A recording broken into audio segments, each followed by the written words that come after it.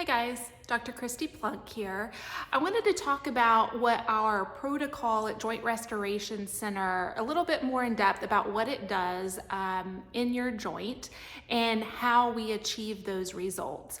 We've seen really just crazy amounts of improvement with people that have gone through this protocol, and we just see them really regain their mobility, get their lives back, and really be able to live the life that they want to without restrictions and mobility and pain in those knees.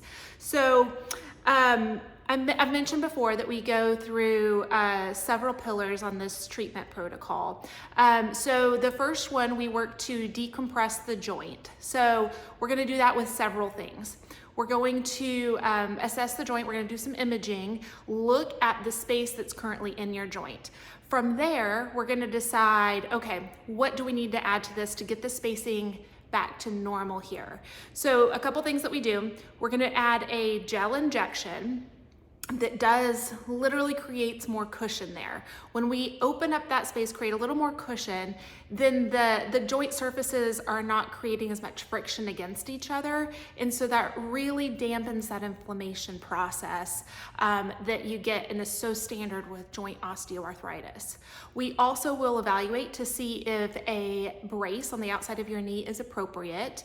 If it is appropriate, then it does support your lining up that knee joint. And the brace isn't something that you have to wear for the rest of your life, but it is something that we see just incredible results with in like a short term, 2 to 3 months with activity, while you are stabilizing that joint with your own muscles and strengthening the tendons and the ligaments through that area so that your joint then starts to move in correct motion on its own.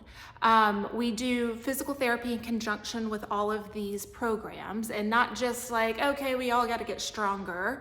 That is significantly important, but another piece of this and why it is so effective whenever you add it to these other program components is because with bad pain with joint osteoarthritis in the knee is actually moving too much. So the knee joint should move more in a forward and back motion. When you get pretty bad osteoarthritis, you start getting some rotation motion, some right and left motion, and it's not this clean and pure, just smooth forward and back motion. So it's very important that we stabilize that joint, give the structure back so that we have this nice straight motion again. We're reducing all these lateral friction components.